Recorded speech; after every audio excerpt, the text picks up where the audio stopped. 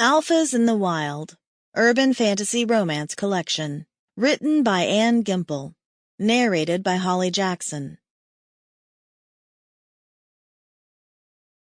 Hello, Darkness, a second-chance paranormal romance novella, by Gimpel, narrated by Hollie Jackson. Chapter 1. Moira Shaughnessy's booted feet hit the ground in front of the family medicine clinic. Slamming the door of the dusty white Park Service pickup, she considered ignoring her boss's orders, peeling out of the parking lot, and heading for the Baxter Pass trailhead. She had a crew to oversee, goddammit. A work project to complete.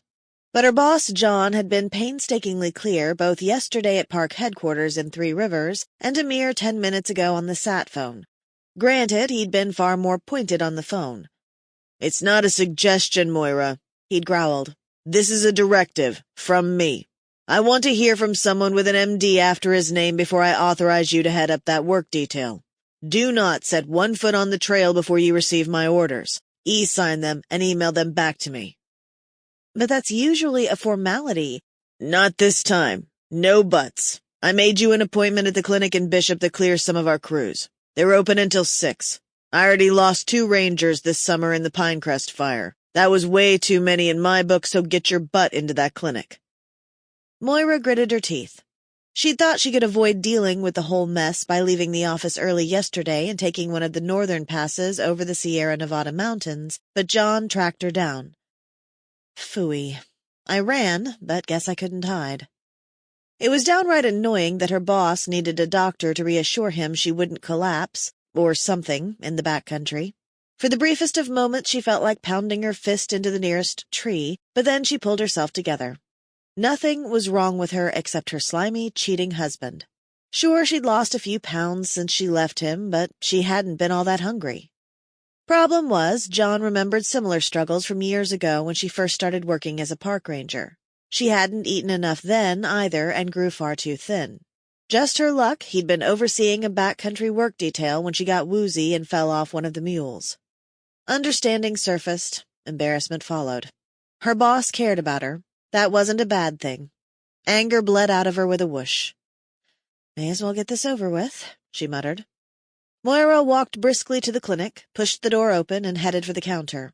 The antiseptic smell common to all medical offices hit her like a wall as she strode across the scrubbed linoleum floor. "Yes?" A young woman with dyed red hair looked up from her computer screen with eyes so green she had to be wearing colored contact lenses. "Moira Shaughnessy. I think you're expecting me? My boss called from Kings Canyon Sequoia Park headquarters." The receptionist clicked a few keys. "Your insurance card, please?" Moira blew out a frazzled breath and dug through her fanny pack for her wallet. Once she found it, she extracted the plasticized Blue Cross card, handing it over. "I'm really in a bit of a hurry." "Here's your card back." The clerk gestured at the nearly full waiting room. "The doctor will be with you as soon as he can. He had a full schedule before he agreed to work you in." "Is it okay if I go outside for a few minutes? I need to lock my truck. I didn't think I'd be in here for very long." "Sure, so long as we know where to find you." The phone trilled and the receptionist picked it up, Moira obviously forgotten. "Family medicine, how may I help you?" Moira let herself back outside. Too restless to return to the overcrowded waiting room, she paced up and down the parking lot. Fall had turned the aspen trees, lining Bishop's streets, to shades of red and gold that were quite striking, but all she could think about were the minutes ticking by. It was 12 miles from the trailhead to the top of the pass, and a couple more to where her trail crew was. Leaving today would be foolhardy at this point. She'd never even make the pass before night fell. Damn it! She glanced at her watch. How long was this going to take anyway? "Ms. Shaughnessy?" A man's voice sounded from behind her.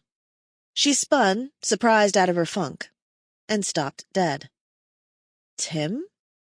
Moira stared at the tall, rangy man with long, white-blonde hair and ice-blue eyes. He was dressed in teal scrubs and sandals with a stethoscope draped around his neck. A broad grin split the clean planes of his face. She'd forgotten how heartbreakingly beautiful he was. "I saw the name and hoped it was you." He held out a hand, but she remained frozen in place. "After all, how many Moira Shaughnessy's could there be?" Sample complete. Ready to continue?